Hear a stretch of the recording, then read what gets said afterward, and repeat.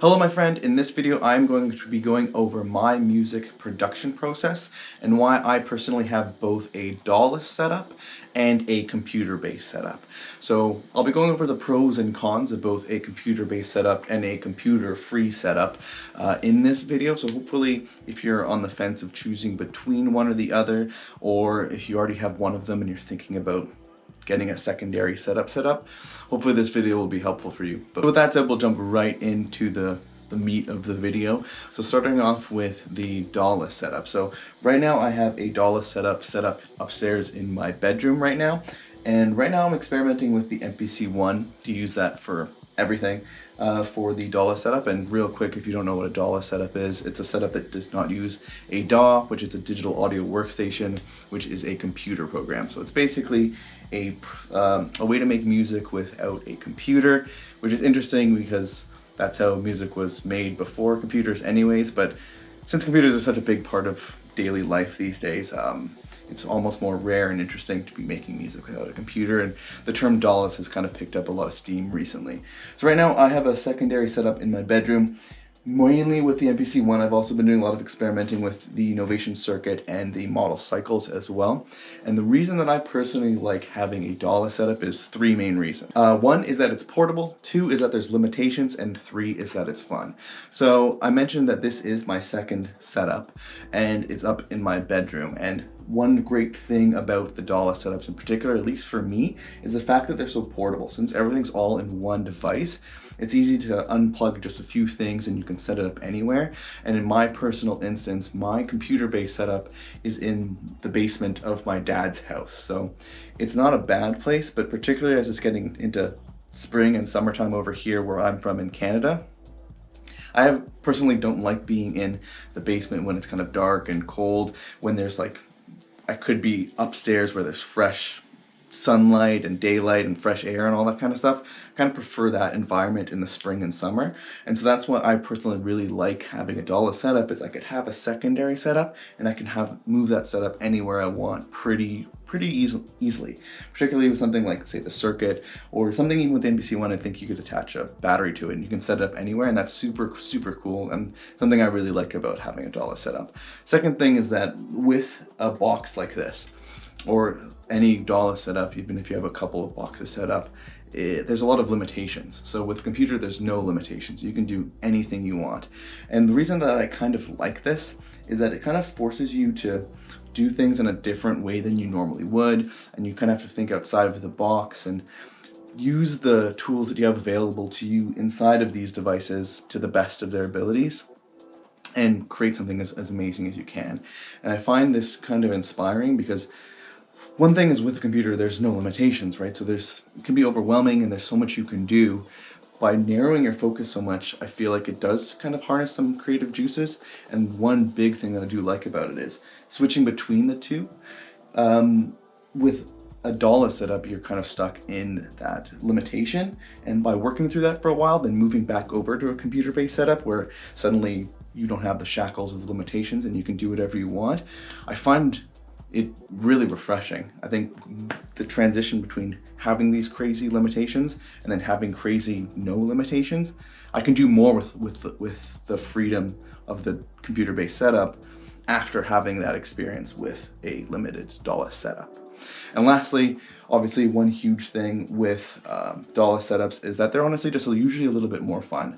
So generally there's less screens involved, and I think that's a big reason that people kind of gravitate towards a DAWless setup, is trying to get away from the screen. You spend the whole day maybe working on a computer and now you want to make music without a screen in front of you.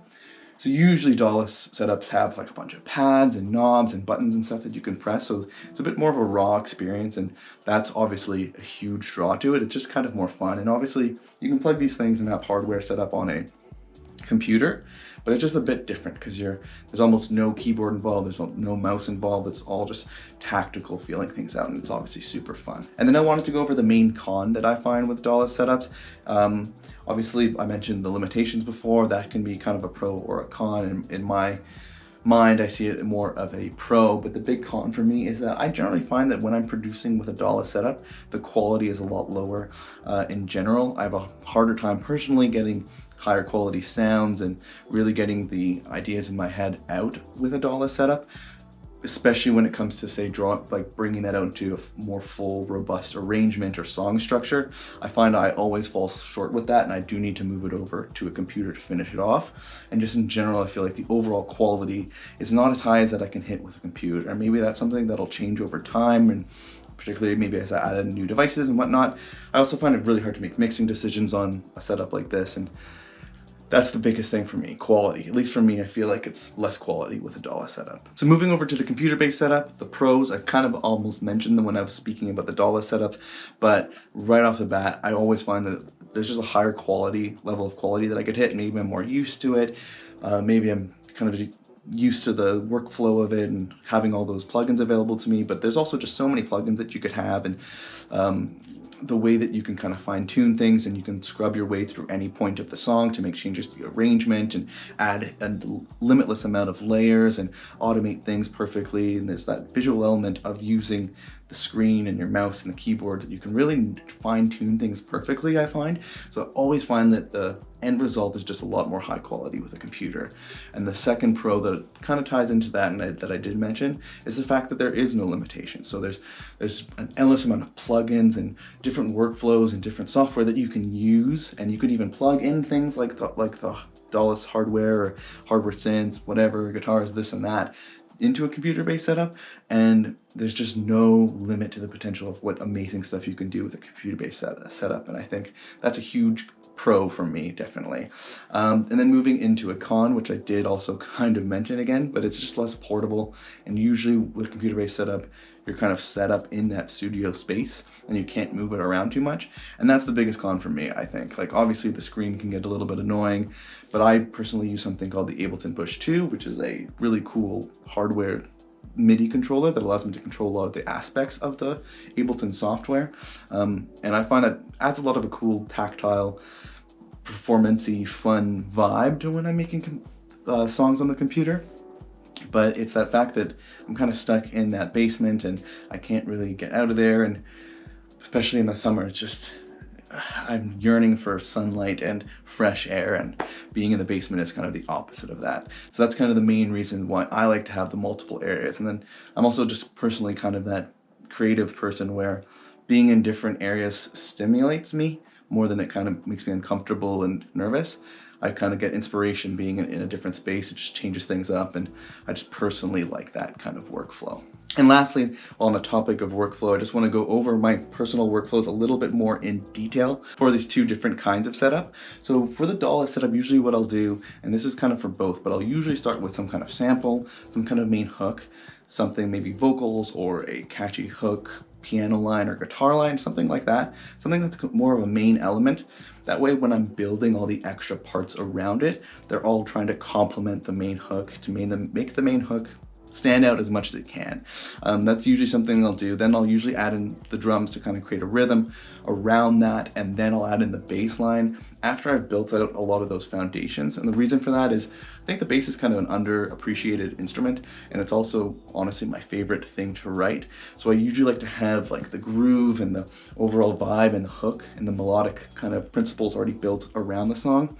And that way I can add the bass line to emphasize everything and add a real cool groove to it and make it a more full polished song. That's usually what I'll do with a DAWless workflow. I'll kind of build out maybe kind of like that big stack of layers and have that main part of the song. From there, it can be fun to kind of take out parts and get an idea of how like the song structure may end up in the final form, kind of doing it in a more performative way. It's really fun with a DAWless setup to kind of be pulling parts out, kind of improvising with that way a little bit.